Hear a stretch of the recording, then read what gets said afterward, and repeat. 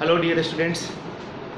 बच्चों, हम लोग अभी इस वीडियो में Graham's law of diffusion and effusion, Graham's law of diffusion और इफ्यूजन, इस टॉपिक को हम लोग स्टडी करेंगे।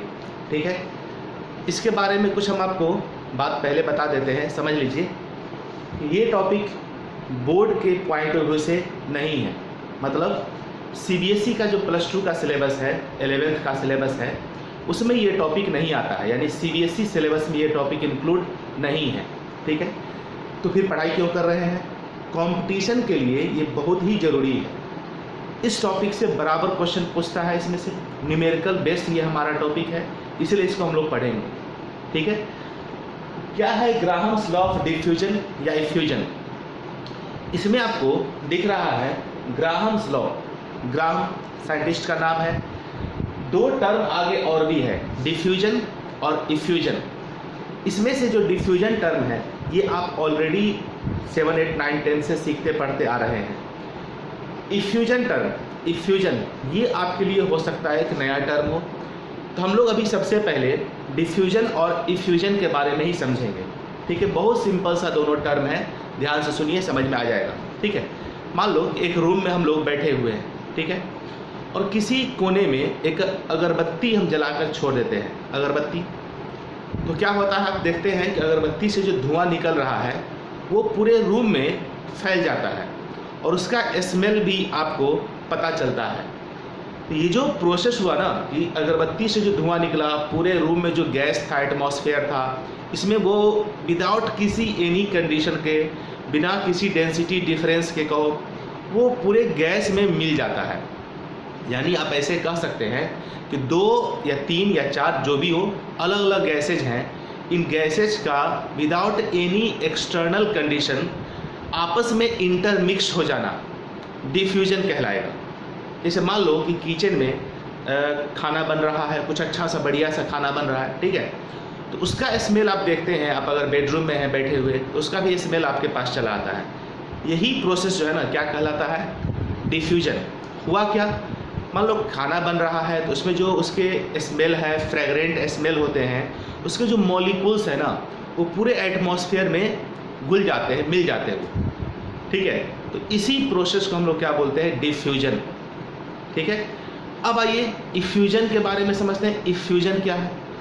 ठीक है, तो अभी जो हम ग्राहम्स लॉ पढ़ेंगे उसमें जितने भी फॉर्मूला या थ्योरी लागू होगा वो सभी डिफ्यूजन के साथ साथ इफ्यूजन पर भी लागू होगा। ठीक है, यानी ग्राहम्स लॉ का जो लॉ है वो इफ्यूजन पर स्पेशली, इफ्यूजन के लिए स्पेशली दिया गया था, लेकिन यही लॉ डिफ्यूजन के लिए भी लागू होता है। बहुत ज़्यादा दोनों में डिफरेंस नहीं है, यानी ग्राहम्स का जो लॉ था इफ्यूजन का, वही सेम लॉ डिफ्यूजन पर भी लागू होना है। ठीक है, अब समझिए इफ्यूजन क्या है। मान लो एक बैलून ले लिया, बैलून, ठीक है, उसमें गैस भरा हुआ है ना, और आप देखिएगा कि छोटा सा अगर हम पिन होल उसमें कर दे बैलून में, तो क्या होगा कि गैस जो बैलून के अंदर भरा हुआ था वो अंडर प्रेशर, क्योंकि बैलून में गैस है, ये तो हम जानते हैं कि गैस के मॉलिक्यूल्स जिस कंटेनर में रहेंगे तो कंटेनर के वाल पर वो अंदर से प्रेशर एक्सट्रैक्ट कर रहा होगा। तो जैसे ही पिन होल किया जाएगा तो अंदर में जो गैस है वो अंडर प्रेशर उस फाइन होल से बाहर निकलना शुरू हो जाएगा अंडर प्रेशर। बस इसी को बोलना है इफ्यूजन। डिफ्यूजन में हमने कोई कंडीशन अप्लाई नहीं किया, कोई प्रेशर व्रेशर नहीं बोला हमने। गैस है, दूसरे गैस में थ्रू आउट वो इंटरमिक्स हो जाता है, चाहे अगरबत्ती का स्मेल हो या किचन में खाना बन रहा हो उसका स्मेल हो, फ्रेगरेंट, ठीक है, वो सारे रूम में पूरे एटमॉस्फेयर में घुल जाता है, मिल जाता है, ये डिफ्यूजन कहलाता है। लेकिन अगर अंडर प्रेशर, मान लो ट्यूब है, ट्यूब समझते हैं ना, साइकिल या मोटरसाइकिल में भी ट्यूब लगाता है गाड़ी में, तो उसमें हवा भरा हुआ है, छोटा सा उसमें अगर होल हो जाता है तो हम क्या देखते हैं कि अंडर प्रेशर जो है, चूँकि ट्यूब या बलून के अंदर तो गैस भरा हुआ है तो प्रेशर अप्लाई करेगा और उस प्रेशर की वजह से फाइन होल के थ्रू गैस बाहर एस्केप करेगा। ठीक है, बस ये प्रोसेस कहलाता है इफ्यूजन का। ठीक है, यहाँ तक की बात समझ में आ गई? चलो अब हम लोग पढ़ेंगे ग्राहम्स लॉ क्या होता है। इसको पहले इसको नोट कर लो।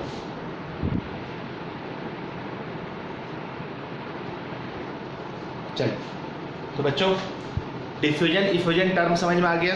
अब आइए हम लोग सीखते हैं ग्राहम्स लॉ। ये ग्राहम्स लॉ क्या होता है, क्या इसने बताया ग्राहम ने, वो समझो कि कोई भी गैस डिफ्यूज या इफ्यूज होता है, ठीक है, उसके डिफ्यूजन या इफ्यूजन का जो रेट होगा उस गैस के डेंसिटी के स्क्वायर रूट, ध्यान से सुनिए, डेंसिटी के स्क्वायर रूट के इनवर्सली प्रोपोर्शनल होता है, ठीक है। थोड़ी देर के लिए मान लो स्क्वायर रूट हम हटा देते हैं, मान लो समझने के लिए, ठीक है। तो ये समझो कि रेट ऑफ इफ्यूजन या रेट ऑफ डिफ्यूजन जो होगा वो डेंसिटी के इनवर्सली प्रोपोर्शनल होगा। क्या मतलब निकला इसका, कि जो गैस ज़्यादा डेंस होगा उसके इफ्यूजन या डिफ्यूजन का जो रेट होगा वो स्लो होगा। मान लो कि आपके सामने दो गैस है, दो कंटेनर हैं, दोनों कंटेनर में अलग अलग गैस रखा हुआ है, ठीक है। अब एक में मान लो ऐसा गैस है जिसकी डेंसिटी कम है, दूसरे में ऐसा गैस है जिसकी डेंसिटी अधिक है, ठीक है। अब उसको हम खोल दिए, उस कंटेनर को हमने ओपन कर दिया, या कहो इसमें एक पिन होल हम कर दिए, ठीक है। अब कौन सा गैस तेजी से स्प्रेड होगा, जिसका डेंसिटी कम था, यानी जो लो डेंसिटी वाला गैस होगा वो तेजी से फैलेगा या तेजी से वो भागेगा। होल से हो या ढक्कन खोल दीजिए तो पूरा स्प्रेडिंग उसका तेजी से होने लगेगा, ठीक है। और जो ज़्यादा डेंसिटी वाला गैस था वो धीरे धीरे एस्केप करेगा या उसका जो स्प्रेडिंग है वो थोड़ा स्लो होगा। बात समझ में आ गई, यानी जो इफ्यूजन या डिफ्यूजन का रेट होगा किसी भी गैस का वो उसके डेंसिटी के स्क्वायर रूट के इन्वर्सली प्रोपोर्शनल होता है। यानी जो गैस जितना ज़्यादा डेंस होगा उसके इफ्यूजन या डिफ्यूजन का रेट उतना कम होगा, ठीक है।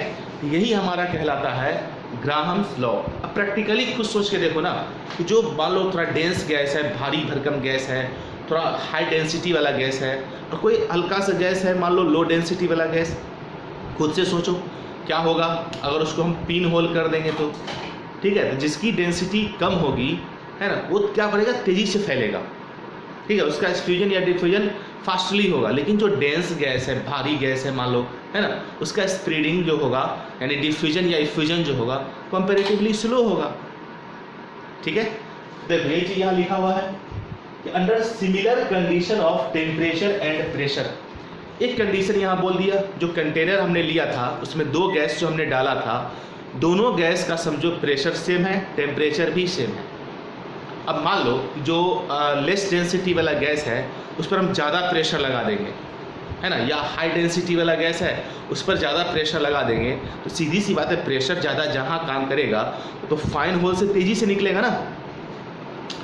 समझ में आ रही बात, यानी हम दो गैस लिए हैं दो कंटेनर में, ठीक है, उसमें प्रेशर भी सेम होना चाहिए, टेम्परेचर भी सेम होना चाहिए। इस कंडीशन पर आप ऑब्जर्व कीजिए कि अगर हम फाइन होल कर दें तो क्या होगा, खुद से सोचो। जो लाइटर गैस होगा, हल्का गैस होगा, वो तेज़ी से डिफ्यूज या इफ्यूज होगा, और जो हाई डेंसिटी वाला भारी भरकम गैस होगा उसके इफ्यूजन या डिफ्यूजन का रेट स्लो होगा, ठीक है। अब खुद से सोचो कि जो मान लो डेंसिटी वाला गैस है वो मतलब धीरे धीरे इफ्यूज हो रहा है, अगर उसमें हम प्रेशर ज़्यादा बढ़ा दें तो तेज़ी से इफ्यूज होने लगेगा। तो ऐसा नहीं करना है, हमें क्या करना है यहाँ पर, under same condition of temperature and pressure, यानी दो कंटेनर में जो हमने गैस लिया ना उसका टेम्परेचर और प्रेशर इक्वल होना चाहिए, तब उसके डिफ्यूजन या इफ्यूजन का जो रेट होगा उसके डेंसिटी के स्क्वायर रूट के इन्वर्सली प्रोपोर्शनल होगा। Under similar condition of temperature and pressure, the rate of effusion or diffusion, हम पहले भी बोल चुके हैं, इफ्यूजन डिफ्यूजन दोनों के लिए सेम बात लागू करनी है। हम कहीं पर केवल डिफ्यूजन भी बोल देते हैं, कहीं पर केवल इफ्यूजन भी बोल देते हैं, ठीक है। The rate of effusion or diffusion of gases are inversely proportional to the square root of their density, ठीक है। यानी रेट ऑफ इफ्यूजन या डिफ्यूजन जो होगा उस गैस के डेंसिटी के स्क्वायर रूट के इन्वर्सली प्रोपोर्शनल होगा। रेट को हम आर से डिनोट कर दिए, तो R inversely proportional to root under D, D मतलब यहाँ पर डेंसिटी, ठीक है। अब आइए दो गैस ले लो, कंसीडर टू गैसेज, ठीक है, having density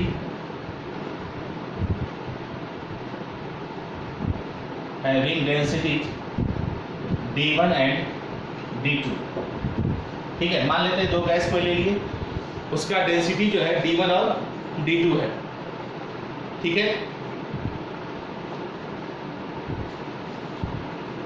and R1 and R2 are their rate of effusion या डिफ्यूजन मान लेते हैं, ठीक है। तो ऐसी स्थिति में क्या होगा बताओ, R1 जो होगा रूट अंडर D1 के इनवर्सली प्रोपोर्शनल एंड R2 जो होगा रूट अंडर D2 के इनवर्सली प्रोपोर्शनल। अगर हम निकालेंगे R1 बाय R2 तो क्या हो जाएगा, equal to root under D2 by D1। ये हो गया हमारा एक फॉर्मूला। इन्हीं सब फॉर्मूले पर हम लोग को सवाल सॉल्व करना रहता है। अभी इसमें और भी बहुत सारे चीज़ पढ़ने हैं, एक एक करके हम ऐसा बहुत सारे रिलेशन को भी पढ़ेंगे और सभी पर क्वेश्चन बनना है हम लोग को, ठीक है। ये समझो, एक ये हो गया हमारा, अभी जो पढ़े ग्राहम्स लॉ से ये निष्कर्ष निकला, ये हमारा फॉर्मूला तैयार हुआ, इसको नोट कीजिए आप। चलिए अब देखिए, एक्चुअली रेट ऑफ डिफ्यूजन या रेट ऑफ इफ्यूजन जो होगा हम लोग कई तरीके से निकाल सकते हैं। जैसे देखो,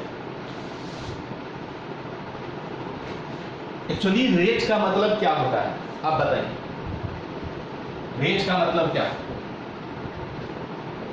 रेट ऑफ इफ्यूजन या डिफ्यूजन, ठीक है, इसका मतलब बताइए क्या क्या हो सकता है। तो चलो हम बताते हैं। देखो, एक कंटेनर लिए, ठीक है, अब उस कंटेनर में गैस भरा हुआ है, ठीक है। अब उसमें हमने फाइन होल कर दिया, ठीक है, उसमें से गैस बाहर निकलना शुरू हो गया। एक टाइम आप नोट कीजिए कि 10 सेकेंड, 20 सेकेंड, 1 मिनट, 2 मिनट तक आप उसमें सोचो कि मतलब रीड करना है इतने देर तक, मतलब गैस निकलने दिया हमने 10 सेकेंड, 20 सेकेंड तक, ठीक है। तो उसके वॉल्यूम में क्या चेंजिंग आया, कितना उसका वॉल्यूम एस्केप कर गया, उसका वॉल्यूम कितना एस्केप हुआ, ठीक है। प्रेशर हमको क्या करना है, कांस्टेंट रखना है, प्रेशर इस दरम्यान नहीं चेंज होना चाहिए, ठीक है ना। यानी मान लो एक कंटेनर में हमने गैस रखा है, उसमें प्रेशर तो लग रहा होगा ना, लेकिन जैसे ही गैस निकलेगा तो प्रेशर तो घटेगा। हमको प्रेशर मेंटेन करना है, तो प्रेशर मेंटेन करने के लिए हमको उसको प्रेशराइज करना होगा, तो वॉल्यूम तो घटेगा ना फाइनली। बॉयल्स लॉ में आपने पढ़ा है, ठीक है। समझ में आ रही क्या बोल रहे हैं? सो समझो कि कंटेनर है, क्लोज कंटेनर, ढक्कन उसमें लगा हुआ है, हमने फाइन होल कर दिया, गैस निकलना शुरू हो गया। तो जब गैस निकलना शुरू होगा तो अंदर का प्रेशर तो घटेगा ना, तो अंदर का प्रेशर जब घटेगा तो उसको मेंटेन करने के लिए आप क्या करोगे, जो पहले प्रेशर था वही प्रेशर रहे, थोड़ा सा हम प्रेशर गैस को दबाएंगे, ढक्कन को नीचे करेंगे, ताकि जो प्रेशर हमारा घटा है वो फिर से मेंटेन हो जाए। तो जैसे ही प्रेशर मेंटेन करने के लिए हम नीचे करेंगे उसे, तो वॉल्यूम तो घटेगा ना। तो यही हमको चेक करना है कि 10 सेकेंड या 20 सेकेंड तक अगर गैस एस्केप होता है तो कितना वॉल्यूम चेंज हुआ, कितना वॉल्यूम एस्केप किया, ठीक है। तो हम लिख सकते हैं volume of gas escaped by time taken, ठीक है। यानी सब लिख सकते हैं dV by dt, change in volume by time interval, ठीक है बच्चों। देखो दिख रहा है आप लोग को अब, चलो dV बाय dt, dV मतलब कितना वॉल्यूम उसका चेंजिंग हुआ, पहले कितना था बाद में कितना हो गया, तो कितना चेंज हुआ उसको dV से रिप्रेजेंट करेंगे, और कितने टाइम में हुआ dt से। तो एक तो हम रेट इस प्रकार से निकाल सकते हैं, ठीक है। दूसरा कि मान लो कि हम वॉल्यूम नहीं समझते हैं, मान लो वॉल्यूम नहीं दिया हो हमको, उस गैस का नंबर ऑफ मोल दिया हुआ है कि पहले नंबर ऑफ मोल गैस का इतना था और फाइन होल करने के बाद इतना मोल उसमें से एस्केप करेगा। ये तो फिक्स्ड है ना, उसका मास घटेगा, मोल चेंज होगा, मोल घटेगा ना। बात को समझो, कंटेनर में गैस लिया गया है, फाइन होल कर दिए, उसमें जो पहले जो मोल था गैस का, होल करने के बाद तो निकलेगा ना गैस उसमें से, तो मोल तो घटेगा। अब हमको टाइम रीड करना है। मान लो हम 1 मिनट तक गैस को निकलने दिए, ठीक है, तो पहले इतना मोल था, 1 मिनट तक गैस निकलने के बाद अब उसका इतना मोल बचा हुआ है, तो कितना मोल घट गया भाई? तो जितना मोल में चेंजिंग आया उसको ऊपर रखिए, कितने समय में आया टाइम से डिवाइड कर दो, तो ऐसे भी हम रेट निकाल सकते हैं ना। ठीक है, आ रही बात समझ में? चलो सिंपल चीज है, आप इसे नोट करते चलो। इसको आप लिख सकते हैं number of moles of gas effused या डिफ्यूज्ड। इफ्यूज्ड मतलब अंडरस्टूड समझ लेना, डिफ्यूज्ड भी आ रहा है, ठीक है, बाय टाइम टेकन। जिसको बेटा हम लिख सकते हैं ना ऐसे, रेट ऑफ डिफ्यूजन या effusion, dn by dt, n यहाँ नंबर ऑफ मोल, तो dn means change in number of mole divided by time taken, कितने समय में ये चेंजिंग आया। ठीक है, एक तो ये हो गया। अब समझो कि इफ्यूजन के केस में कंटेनर ले लेते हैं,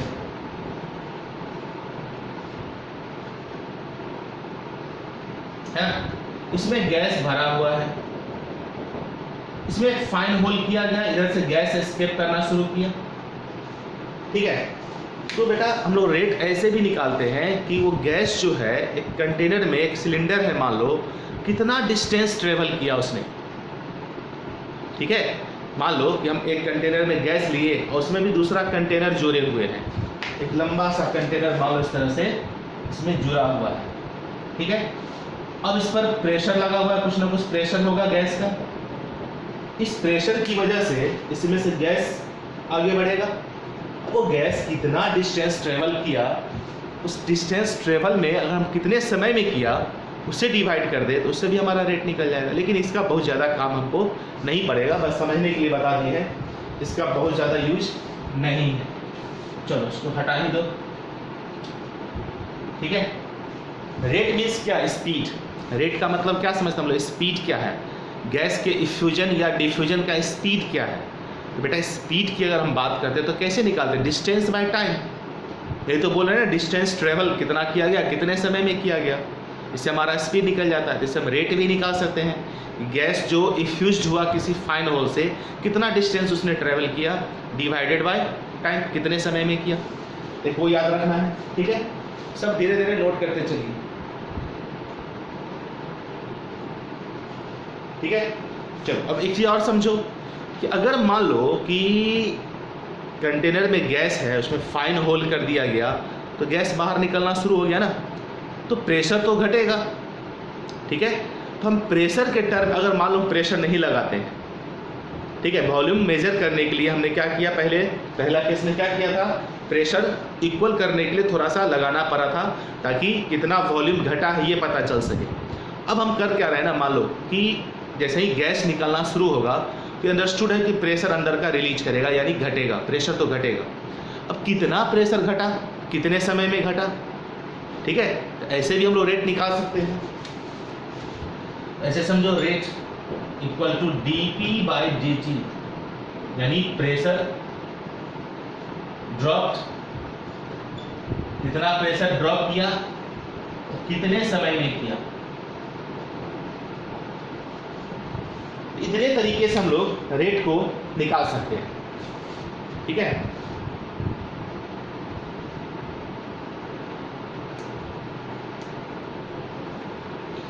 यहां तक कहानी समझ में आ गई? चलो इसको भी नोट कर लो। प्रेशर में कितना कमी आया ना, उससे जितना इस गैस निकलते चला जाएगा उतना प्रेशर ड्रॉप करेगा।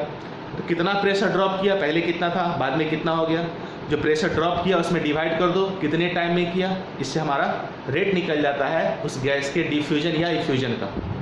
ठीक है, चलो नोट करो इसे।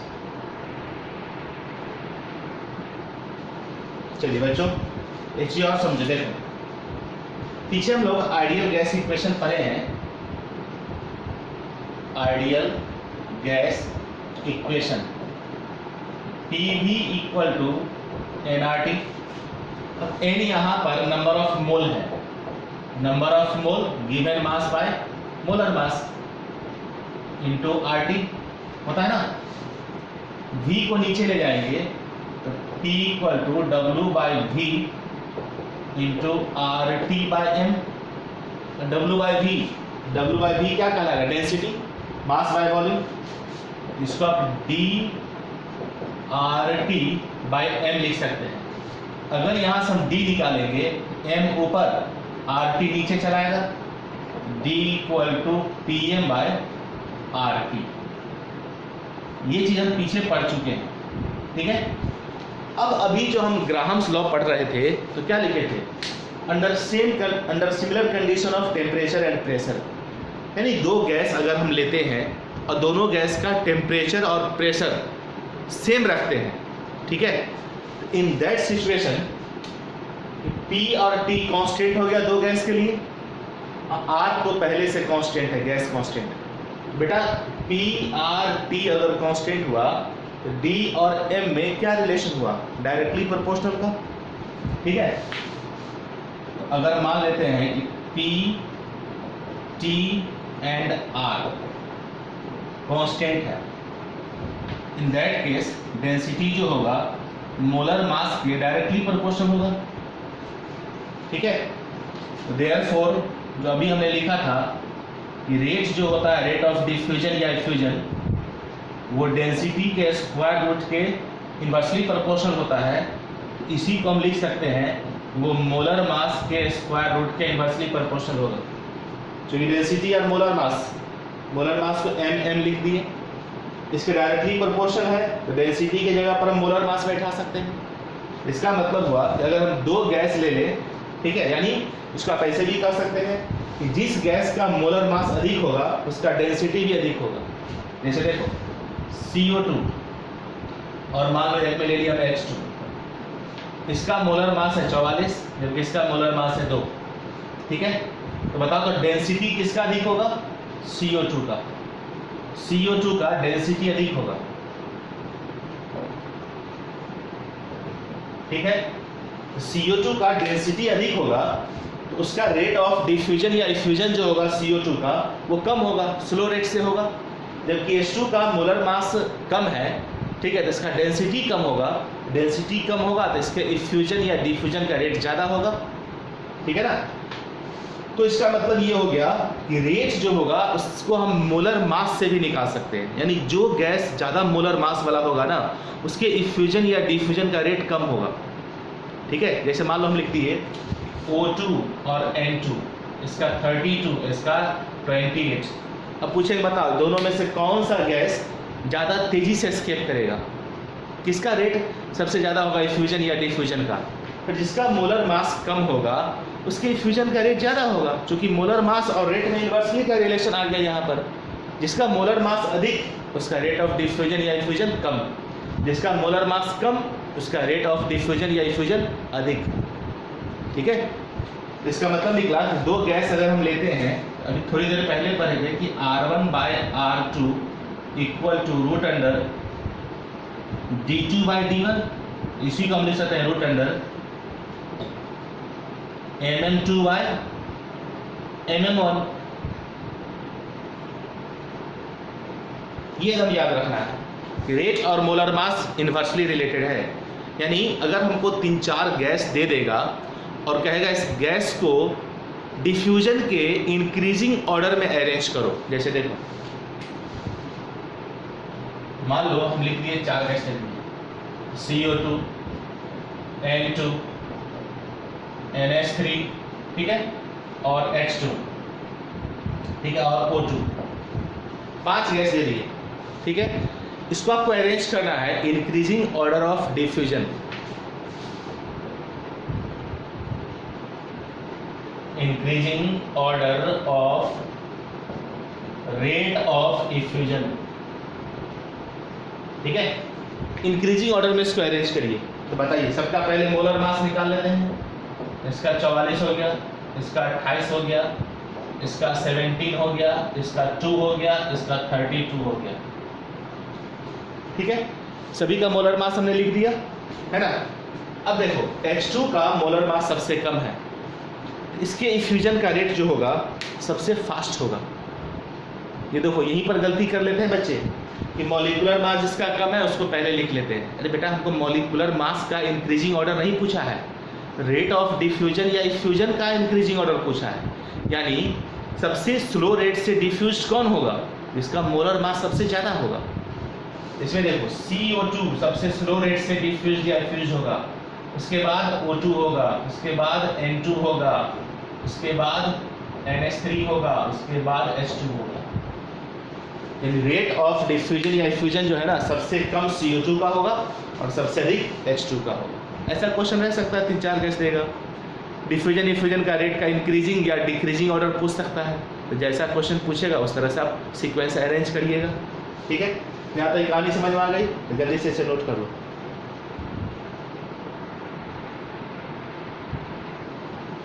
तो बच्चों रेट ऑफ डिफ्यूजन या इफ्यूजन को हम लोग डेंसिटी के टर्म में थोड़ी देर पहले डिफाइन किए, इसको हम लोग मॉलिक्यूलर मास के टर्म में भी डिफाइन कर सकते हैं। कैसे? ये कह सकते हैं हम लोग कि under similar condition of temperature and pressure the rate of diffusion और effusion of a gas is inversely proportional to the square root of their molecular mass. ठीक है ना, इसको भी हम लोग ग्राहम्स लॉ कहेंगे। ठीक है, कि किसी भी गैस का रेट ऑफ डिफ्यूजन या इफ्यूजन जो होगा वो उसके मॉलिक्यूलर मास के स्क्वायर रूट के इनवर्सली प्रोपोर्शनल होगा। यानी जो गैस का मोलर मास अधिक होगा उसका रेट ऑफ डिफ्यूजन या इफ्यूजन कम होगा। ठीक है, चलो इसको हम नोट करेंगे अभी। चलिए तो बच्चों अब हम लोग रेट ऑफ डिफ्यूजन या इफ्यूजन के बारे में थोड़ा और डेप्थली स्टडी करते सीखो। एक तो हम ऐसे लिख सकते हैं कि रेट ऑफ डिफ्यूजन या इफ्यूजन, ठीक है, इक्वल टू आप लिख सकते हो dV/dt, यानी volume of gas escaped by time taken. ये बराबर होगा dN/dt और ये बराबर होगा dP/dt। ठीक है, यहाँ क्या होगा, number of mole of gas escaped by time taken या pressure drop by time taken. इन सभी तरीके से हम लोग रेट ऑफ डिफ्यूजन या इफ्यूजन निकाल सकते हैं। सारा चीज एक ही हुआ, सब इक्वल है। दूसरा चीज समझो कि रेट ऑफ डिफ्यूजन या इफ्यूजन, मेनली इफ्यूजन ही समझो, ये इक्वल होगा PA/√TM। ये बहुत इंपॉर्टेंट है, इस फॉर्मूला को आपको याद रखना है। ठीक है, √TM है ना। अब ये क्या है समझो, TMA अगर हम कांस्टेंट रखें तो रेट ऑफ डिफ्यूजन या इफ्यूजन जो होगा प्रेशर के डायरेक्टली प्रोपोर्शनल हो जाएगा। ठीक है, चलो पहले आप समझ के देखो, यहाँ P क्या है, प्रेशर ऑफ गैस। ठीक है, A क्या है, एरिया ऑफ होल। क्या बोले, स्पेशली आप इफ्यूजन समझिए। इफ्यूजन में क्या है कि फाइन होल किया गया है, तो होल का एरिया ऑफ क्रॉस सेक्शन कितना अधिक है। अगर वो होल बड़ा है, सीधी सी बात है कि तेजी से गैस फैलेगा। अगर होल छोटा है, ठीक है, तो धीरे धीरे गैस फैलेगा। तो रेट जो डिफ्यूजन या इफ्यूजन का होगा तो प्रेशर पर तो डिपेंड करेगा कि प्रेशर जितना अधिक होगा गैस का उतना तेजी से एस्केप करेगा। ठीक है, इफ्यूजन के केस में होल का एरिया क्या है, अगर होल बड़ा है तो रेट ऑफ इफ्यूजन डिफ्यूजन अधिक होगा, और होल छोटा है तो रेट ऑफ इफ्यूजन या डिफ्यूजन कम होगा। तो P के directly proportional, area of hole के भी डायरेक्टली प्रोपोर्शनल। ठीक है, लेकिन टेम्परेचर और मोलर मास के इनवर्सली प्रोपोर्शनल होगा। अगर हम टेम्परेचर की बात करें, टेम्परेचर अगर हम बढ़ा देंगे, ठीक है, हाई टेम्परेचर होगा तो सोचो क्या होगा। ठीक है, वहाँ पर प्रेशर आपको कांस्टेंट रखना है, समझ रहे बात को, ठीक है। तो टेम्परेचर बढ़ाएंगे, प्रेशर कांस्टेंट रखेंगे तो वॉल्यूम भी बढ़ेगा। तो कंटेनर का साइज जैसे ही बढ़ जाएगा, ठीक है, तो क्या होगा सोचो, धीरे धीरे निकलेगा, रेट ऑफ इफ्यूजन या डिफ्यूजन जो होगा उसका स्लो हो जाएगा, ठीक है। अब मोलर मास के तो इन्वर्सली प्रोपोर्शनल होगा, ये ऑलरेडी अब पहले पढ़ चुके हैं। ये फॉर्मूला सबसे इंपॉर्टेंट है, इसको याद रखना है, इसी के इर्द गिर्द सारा चीज़ हमारा घूमेगा। P और A रूट में नहीं है, जबकि T और M अंडर रूट है, ये इसका ख्याल रखना है, ठीक है बेटा। इसके डेरिवेशन में हमें नहीं जाना है, इतना से हमारा काम हो जाता है। IIT मेंस हो, मेडिकल हो, सारा क्वेश्चन सॉल्व हो जाएगा, ठीक है। कैसे होगा देखते चलो। तो P क्या है, प्रेशर ऑफ गैस, A क्या है, एरिया ऑफ होल, T क्या है, टेम्परेचर इन केल्विन, है ना, और M क्या है, मोलर मास या मॉलिक्यूलर मास जो कहिए, ठीक है। इस फॉर्मूला को याद रखोगे, इसमें हमारा इसी फॉर्मूला से अभी हम बहुत सारे चीज और भी फॉर्मूला सबको डिराइव करेंगे, समझ गए। यहाँ तक की कहानी क्लियर है, इसको जल्दी से नोट करो। अब हम लोग ग्राहम्स लॉ ऑफ डिफ्यूजन या इफ्यूजन को और थोड़ा विस्तार करेंगे। इसमें जितने भी टॉपिक्स हैं छोटे छोटे ना, उन सारे चीज़ों को हम लोग अभी स्टडी करेंगे। और इस वीडियो में ग्राहम्स लॉ आपका खत्म हो जाएगा, फिर नेक्स्ट वीडियो में इस पर बेस्ड कुछ न्यूमेरिकल सॉल्व करेंगे, फिर DDP सॉल्व करेंगे आप लोग, ठीक है। चलिए इतना तो पहले नोट करो।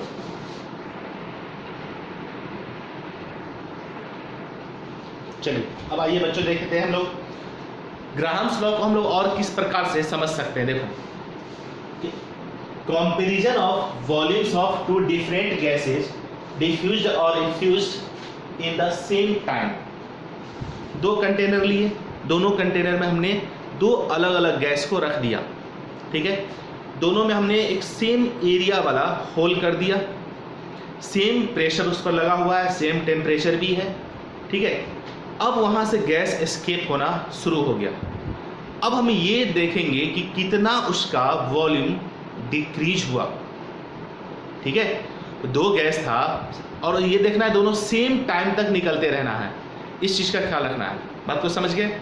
दो कंटेनर लिए, दोनों में अलग अलग गैस रखा, दोनों में प्रेशर कांस्टेंट रखना है, दोनों का टेम्परेचर भी कांस्टेंट होना चाहिए और सेम टाइम तक गैस को एस्केप होने दीजिए। मान लो 20 सेकेंड तक दोनों में से गैस एस्केप हुआ तो टाइम तो सेम हो गया। अब कितना वॉल्यूम डिक्रीज हुआ किसका, ठीक है।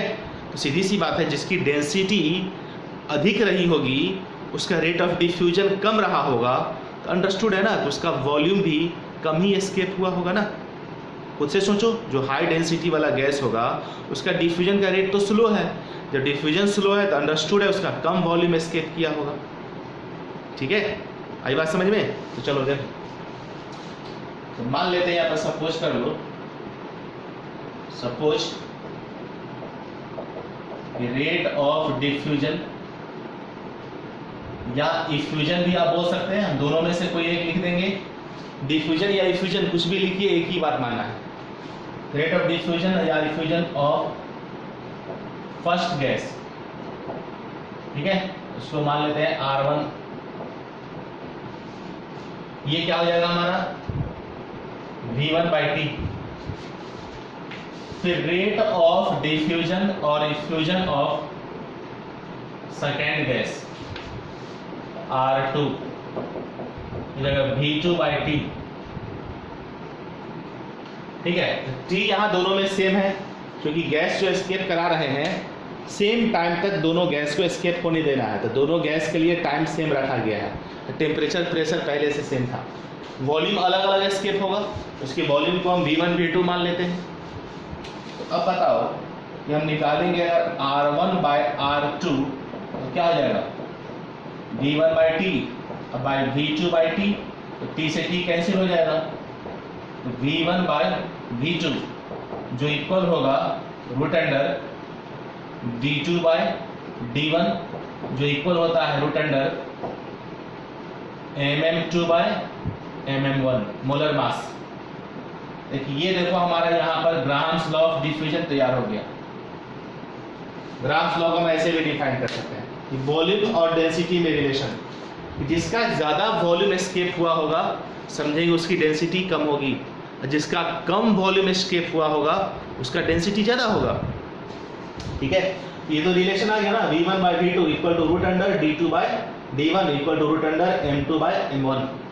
ठीक है, क्या मतलब निकला? जिसका मॉलिक्यूलर मास ज्यादा होगा, ठीक है, उसका कम वॉल्यूम एस्केप होगा। इनवर्सली रिलेटेड हो गया यहाँ वॉल्यूम और मोलर मास। जो वॉल्यूम एस्केप्ड होगा वो डेंसिटी और मोलर मास के इनवर्सली रिलेटेड है। तो ऐसे भी हम डिफाइन कर सकते हैं, ठीक है, कि जिस गैस का मोलर मास या डेंसिटी अधिक होगा उसका कम वॉल्यूम एस्केप्ड होगा सेम टाइम में। ठीक है, चलिए इसको नोट कीजिए।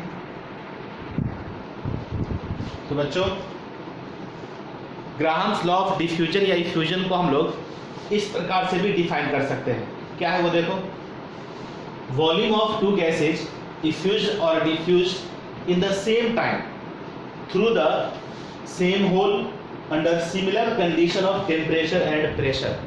यहाँ तक पहले समझो, ठीक है, कि दो गैस लिया गया दो कंटेनर में, सेम टाइम तक दोनों गैस को एस्केप होने देना है।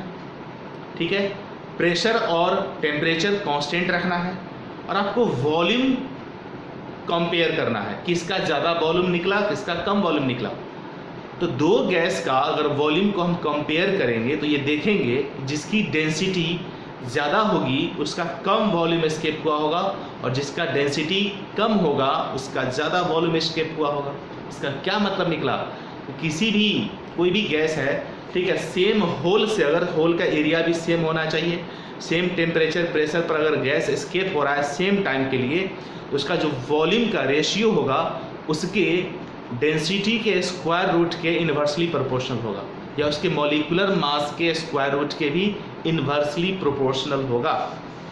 ये चीज यहाँ लिखा हुआ है, volume of two gases effused और diffused are inversely proportional to the square root of their densities और molar mass। वॉल्यूम उसके डेंसिटी के स्क्वायर रूट के, ठीक है, इन्वर्सली प्रोपोर्शनल है या उसके मोलर मास के स्क्वायर रूट के इन्वर्सली प्रोपोर्शनल होगा। इसका बेटा एक मतलब निकला कि जो गैस ज़्यादा मोलर मास वाला होगा उसका कम वॉल्यूम एस्केप होगा और जो गैस कम मोलर मास वाला होगा उसका ज़्यादा वॉल्यूम एस्केप होगा ना। ठीक है, चलो ये तो ये हो गया। चलो इसको नोट करो। अब हम लोग समझेंगे कि दो गैस लेते हैं, ठीक है, उसमें सेम वॉल्यूम हमको एस्केप कराना है, टाइम तो अलग अलग लगेगा ना। बात को समझो, खुद से सोचो। मान लो कि हाइड्रोजन गैस है एक कंटेनर में और दूसरे में कार्बन डाइऑक्साइड गैस है, ठीक है। अब हाइड्रोजन गैस का मान लो हमने 2 लीटर वॉल्यूम एस्केप कराया, उस टाइम लगा होगा। हल्का गैस था तो सीधी सी बात है तेज़ी से फैला होगा तो कम टाइम लगा होगा। अब CO2 का भी हमें 2 लीटर एस्केप कराना है। अब बेटा 2 लीटर है, भारी गैस है, धीरे धीरे निकल रहा होगा तो सीधी सी बात यहाँ पर ज़्यादा टाइम लगा होगा। तो अगर कोई दो गैस लेते हैं हम सेम कंडीशन पर, सेम टेम्परेचर प्रेशर पर और सेम होल से उसको निकालना है और हमको देखना है सेम वॉल्यूम निकालना है, तो टाइम तो अलग अलग लगेगा ना। उस टाइम को कंपेयर करना है हमको उसके डेंसिटी और मोलर मास के रेस्पेक्ट में। ठीक है, तो अंडरस्टूड है ना कि जो ज़्यादा डेंस वाला गैस होगा, ठीक है, उसको ज़्यादा समय लगेगा एस्केप होने में सेम वॉल्यूम को, और जो कम डेंसिटी वाला गैस है उसको कम समय लगेगा उतना ही वॉल्यूम को एस्केप होने में। यानी दो गैस के सेम वॉल्यूम को एस्केप कराना है तो अलग अलग टाइम रीड हम करेंगे, यानी अलग अलग टाइम निकलेगा उसका। तो किसका टाइम ज़्यादा किसका टाइम कम लगेगा, खुद से सोचो कि जिसका डेंसिटी ज़्यादा रहा होगा, जिसका मोलर मास ज़्यादा रहा होगा उसको ज़्यादा समय लगेगा एक वॉल्यूम को बाहर निकालने में, और जिसकी डेंसिटी या मोलर मास कम होगी, ठीक है, उसके उतने ही वॉल्यूम को निकालने में कम समय लगेगा। समझ गए? यानी टाइम जो है ना, टाइम जो है इफ्यूजन या डिफ्यूजन के लिए जो टाइम होगा वो उसके डेंसिटी के स्क्वायर रूट के डायरेक्टली प्रोपोर्शनल होगा या मोलर मास के स्क्वायर रूट के डायरेक्टली प्रोपोर्शनल होगा टाइम। यानी जिसका मोलर मास अधिक उसको एस्केपिंग होने में ज़्यादा समय लगेगा और जिसका मोलर मास कम उसको उतने ही वॉल्यूम को एस्केप कराने में कम टाइम लगेगा। ठीक है, इस प्रकार से भी हम लोग डिफाइन कर सकते हैं ग्राहम्स लॉ को। अभी हम लोग वही चीज़ सीखेंगे। ओके, पहले इसको नोट करो। चलिए अब इस चीज़ को देखिए, comparison of time taken for effusion और diffusion of same volume of 2 different gases. 2 container में 2 डिफरेंट गैस हमने रख दिया, उसके सेम वॉल्यूम को एस्केप कराना है और टाइम को रीड करना है कितना टाइम लगा। ठीक है, यानी एक कंटेनर में जो गैस रखा गया है उसका मान लो हम 2 लीटर एस्केप कराते हैं तो दूसरे गैस का भी 2 लीटर ही एस्केप कराना है, यानी वॉल्यूम भी सेम एस्केप होना चाहिए, टाइम डेफिनेटली अलग अलग लगेगा। तो उस टाइम को कंपेयर करना है उसके डेंसिटी या मोलर मास से। ठीक है, चलो देखो हम लिख सकते हैं, सपोज कर लेते हैं, मान लो suppose the rate of effusion या डिफ्यूजन, कुछ भी लिखो, of first gas R1 equal हो जाएगा V/T1, rate of effusion of second gas R2 ये हो जाएगा V/T2। तो सेम वॉल्यूम एस्केप कराना है तो दोनों में V सेम रखें, टाइम एक मान लेते हैं T1 लगा, एक में T2 लगा। देयरफॉर अगर कंपेयर करें हम तो R1/R2 क्या जाएगा V/T1 V/T2, ये हो जाएगा हमारा T2/T1। ठीक है, होगा नहीं आता T2/T1। और ये R1/R2 किसके बराबर होता है,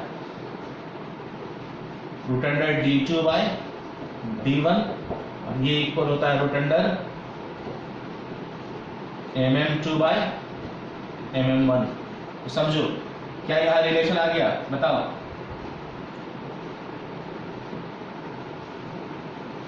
अब अगर हम लोग यहाँ पर ग्राहम्स लॉ को डिफाइन करेंगे तो क्या कहेंगे, जो टाइम लगेगा सेम वॉल्यूम को एस्केप कराने में वो उसके डेंसिटी के स्क्वायर रूट के डायरेक्टली प्रोपोर्शन होगा या उसके मोलर मास के स्क्वायर रूट के डायरेक्टली प्रोपोर्शन होगा। मतलब कि जिस गैस का डेंसिटी अधिक उस गैस का मोलर मास अधिक, ठीक है, उस गैस को एस्केप होने में ज़्यादा टाइम लगेगा सेम वॉल्यूम को। ठीक है ना, मान लो 2 कंटेनर लिए, दोनों कंटेनर में हमने गैस को डाल दिया सेम प्रेशर सेम टेम्परेचर पर, और होल उसमें कर दिया सेम एरिया का, और पूरे गैस को हमने निकलने दिया। ठीक है, तो इस कंटेनर का वॉल्यूम ही गैस का वॉल्यूम कहलाता है। सारा गैस एस्केप कर गया, दूसरे कंटेनर से भी सारा गैस एस्केप कर गया। आप टाइम को रीड करो, किसमें ज़्यादा टाइम लगा होगा, जिसका डेंसिटी अधिक रहा होगा, यानी जो ज़्यादा मोलर मास वाला गैस रहा होगा उसको एस्केप होने में ज़्यादा समय लगेगा।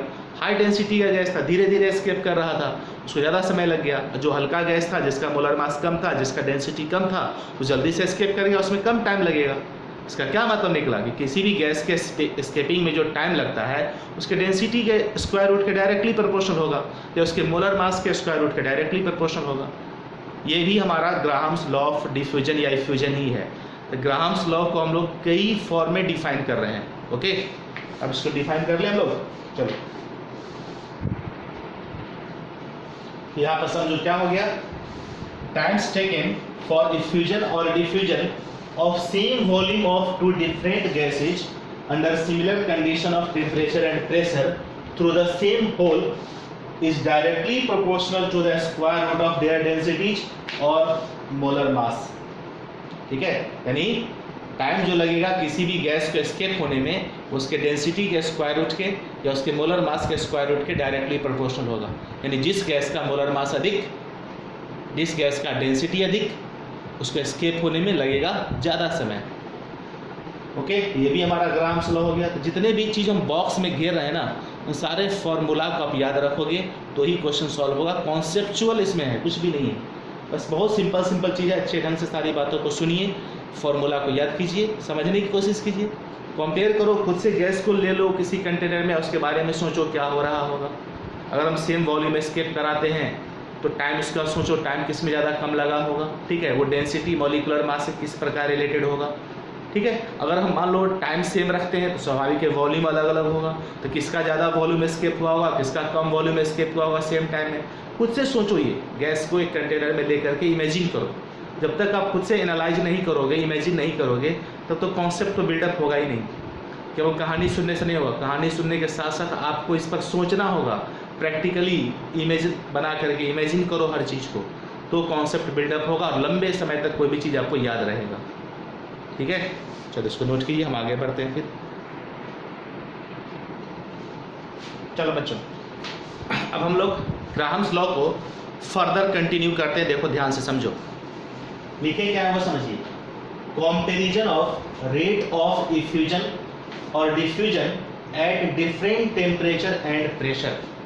अभी तक जो हम लोग ग्राहम्स लॉ में सीखे उसमें दो गैस लेते थे हमेशा, और उसको हम लोग कंपेयर करते थे सेम टेम्परेचर और सेम प्रेशर पर, कि टेम्परेचर प्रेशर दोनों गैस का सेम रखना है।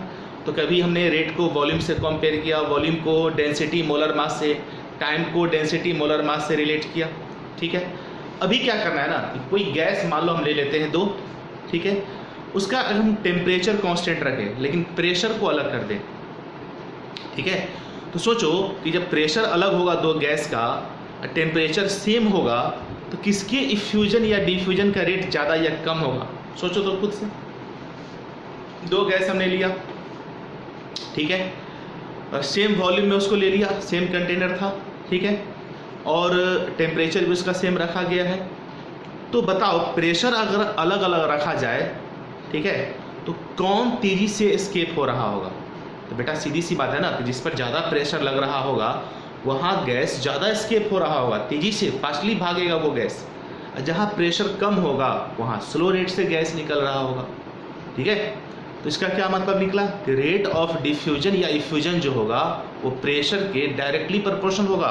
अगर हम दो गैस लेते हैं, ठीक है, और उसके टेम्परेचर को सेम रखते हैं, एरिया जो होल का है वो अगर सेम रखा जाता है, वॉल्यूम भी मान लेते हैं सेम अगर उसका है, तो रेट ऑफ इफ्यूजन या डिफ्यूजन जो होगा उसके प्रेशर के डायरेक्टली प्रोपोर्शनल होगा। ठीक है, और इफ्यूजन या डिफ्यूजन का रेट जो है डेंसिटी के स्क्वायर रूट के इन्वर्सली प्रोपोर्शनल और मोलर मास के भी स्क्वायर रूट के इन्वर्सली प्रोपोर्शनल होता है। ऐसा हम लोगों ने ऑलरेडी पीछे पढ़ रखा है। ठीक है, इसी चीज़ को यहाँ मैंने लिखा है, according to Graham's law the rate of diffusion या effusion of a gas at constant temperature, temperature को कांस्टेंट किया गया है, is directly proportional to its pressure as well as inversely proportional to the square root of its density और molar mass. यानी कोई दो या तीन चार गैस जो भी कंपेयर करना है ले लो, सेम टेम्परेचर पर लेना है, होल का एरिया भी सेम रखना है। ठीक है, तो रेट जो होगा डिफ्यूजन या इफ्यूजन का गैस के प्रेशर के डायरेक्टली प्रोपोर्शनल, जबकि उसके डेंसिटी और मोलर मास के स्क्वायर रूट के इन्वर्सली प्रोपोर्शनल होता है। बेटा इसको हम ऐसे लिख सकते हैं ना, आर जो होगा डायरेक्टली प्रोपोर्शनल टू प्रेशर, साथ ही साथ आर जो है डेंसिटी के स्क्वायर रूट के इन्वर्सली प्रोपोर्शनल, साथ ही साथ आर जो है वो मोलर मास के स्क्वायर रूट के भी इन्वर्सली प्रोपोर्शनल। इसमें कोई शक है? यहाँ तक में कोई दिक्कत नहीं है। अब आइए दो गैस हम यहाँ पर कंपेयर कर लेते हैं, दो गैस ले लेते हैं। ठीक है, दो गैस को लेकर कंपेयर करने में आसानी होगी आपको, है ना। तो इसको हम ऐसे लिख सकते हैं ना, देखो कि R जो हो जाएगा वो P के डायरेक्टली प्रोपोर्शनल और D के स्क्वायर रूट के इन्वर्सली प्रोपोर्शनल। या आप लिख सकते हो R जो है P के डायरेक्टली प्रोपोर्शनल और मोलर मास के स्क्वायर रूट के इन्वर्सली प्रोपोर्शनल। ऐसे भी लिखा जा सकता है। ठीक है, हो गया। अब समझो कि दो गैस हम ले लेते हैं, गैस फर्स्ट, गैस सेकेंड, कोई दो गैस कंसीडर कर लो। चलो मान लेते हैं फॉर गैस फर्स्ट, R1 जो होगा, ठीक है, R1 इक्वल टू क्या हो जाएगा, R1 directly proportional to P1 by root under D1। साथ ही साथ होगा ये आपका R1 directly proportional to P1 और inversely proportional to root under M1। फिर इसी तरह फॉर गैस सेकेंड, किसी सेकेंड गैस के लिए R2 directly proportional to P2 inversely proportional to square root of D2, या R2 directly proportional to P2 और inversely proportional to square root of molar mass of that gas. ठीक है, अब निकालो R1 by R2। R1 bye अगर R2 निकालते हो, ये बाय ये करेंगे तो क्या हो जाएगा, P1 bye P2, P1 bye P2 root में हो जाएगा D2 बाय D1। इसको अगर करते हैं तो P1/P2 रूट अंडर mm2/mm1। ये हो गया हमारा फॉर्मूला। कांस्टेंट टेम्परेचर पर दो गैस का प्रेशर अलग अलग है, कांस्टेंट टेम्परेचर पर दो गैस का प्रेशर अलग अलग है, तो उसके रेट ऑफ इफ्यूजन या डिफ्यूजन में और प्रेशर में देखो क्या रिलेशन है कि R1/R2 equal to P1/P2 root under D2/D1 equal to P1/P2 into root under mm2/mm1। Constant temperature पर दो गैस लिया गया है, ठीक है, और उसको इफ्यूजन या डिफ्यूजन का रेट को हमको कंपेयर करना है प्रेशर के टर्म में। प्रेशर अलग अलग रखा गया है, प्रेशर अलग अलग है मान लो, ठीक है। तब रेट ऑफ डिफ्यूजन या इफ्यूजन कैसे निकालेंगे? अगर मान लो कि टेम्परेचर भी कांस्टेंट है, प्रेशर भी कांस्टेंट है दो गैस का, तो R1/R2 equal to root under D2/D1 equal to root under M2/M1, जब प्रेशर और टेम्परेचर दोनों कांस्टेंट रहता था। अभी इस केस में हमने क्या किया, केवल टेम्परेचर कांस्टेंट रहने दिया है, प्रेशर को हमने अलग कर दिया दोनों गैस का। तो उस स्थिति में रेट ऑफ डिफ्यूजन या इफ्यूजन जो होगा वो किस प्रकार होगा, P1/P2 into root under D2/D1 equal to P1/P2 into root under M2/M1, ठीक है। प्रेशर वेरिएबल है तो ये रिलेशन आएगा, प्रेशर टेम्परेचर दोनों कांस्टेंट है तो ये P1/P2 नहीं होगा, केवल R1/R2 equal to root under D2/D1 equal to root under MM2/MM1 M2/M1। कब? जब प्रेशर भी दोनों गैस का सेम रहता तो। प्रेशर अलग कर दिए हैं, टेम्परेचर सेम रखे हैं, तो कांस्टेंट टेम्परेचर पर रेट ऑफ डिफ्यूजन इफ्यूजन जो होगा दो गैस का वो इस प्रकार रिलेटेड होगा, ठीक है। अब इसी तरह हम लोग अगर प्रेशर कांस्टेंट कर दे, टेम्परेचर अलग कर दे, तो प्रेशर को कांस्टेंट कर दे और टेम्परेचर ही अलग अलग कर दे तो क्या होगा, सोचो। थोड़ी देर पहले समझाए थे, अब इस रिलेशन को आपने देखा होगा, ठीक है। रेट PA/रूट अंडर TM, तो P के तो डायरेक्टली है लेकिन T के तो इनवर्सली है ना, अभी रूट के अंदर है, यानी यहां पर क्या जाएगा T2 D2 ऐसा करके कुछ आएगा। देखो क्या होगा, सो निकालो तो प्रेशर आप कांस्टेंट रखोगे, ठीक है। चलिए इतना को नोट करो पहले।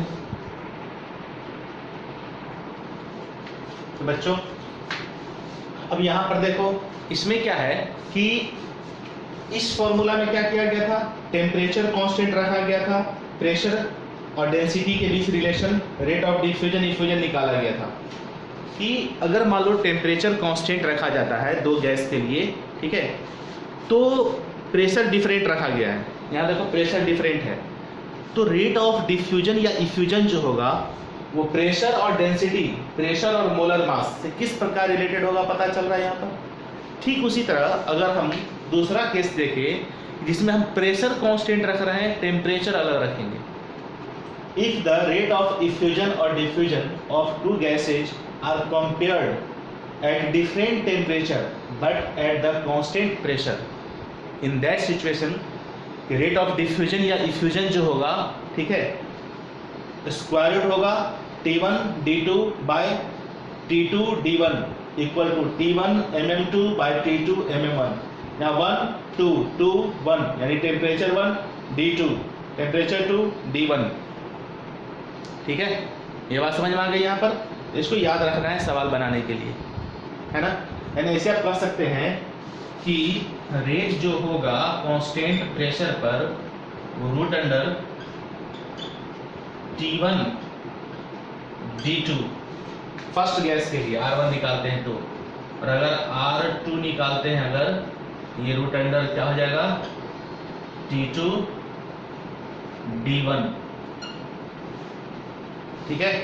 फर्स्ट गैस के लिए R1 निकालते हैं, और ये बात समझ में, इसका कोई ज्यादा काम नहीं करेगा, कुछ नहीं, है ना। यानी टेम्परेचर के डायरेक्टली प्रोपोर्शनल, डेंसिटी के इनवर्सली प्रोपोर्शनल, कांस्टेंट प्रेशर पर अगर निकालते हैं तो रेट जो होगा सो, ठीक है। तो चलो यहाँ तक की कहानी समझ में आ गई। यानी R1 जो होगा आपका, इसका मतलब क्या हो जाएगा, directly proportional to root under T1 by D1, और R2 जो होगा root under T2 by D2। इसको डिवाइड करेंगे तो क्या हो जाएगा, निकाल लेते हैं, R1 by R2 equal to root under T1 by T2 into root under, root में ही है, D2 बाई D1, यही तो होगा। ठीक है, चलिए यहाँ तक की कहानी समझ में आ गई। इस सब में बहुत ज़्यादा ब्रेन अभी नहीं लगाना है, बस केवल फॉर्मूला याद रखिए। इसी पर डायरेक्ट ऐसा डेटा दिया रहता है कि वैल्यू पुट करना है और आंसर आपका निकल जाएगा। ठीक है, तो अभी के लेक्चर में जितना भी हमने स्क्वायर ब्रैकेट में घेरे हैं, सारे मतलब ब्रैकेट्स में, बॉक्सेज में जो हमने फार्मूला घेरा है, उन सारे फार्मूला को याद रखना है। इसमें बहुत कोई रॉकेट साइंस नहीं लगाना है, बस डेटा दिया रहेगा आपको, फार्मूला सेलेक्ट करना है, कौन सा फार्मूला सूट करेगा, क्या कांस्टेंट रखा गया है, क्या वेरिएबल है, उसके अकॉर्डिंग हम लोग फार्मूला को सिलेक्ट करेंगे और वैल्यू डायरेक्ट पुट करिएगा और आंसर आपका फाइंड हो जाएगा कैलकुलेशन के बाद।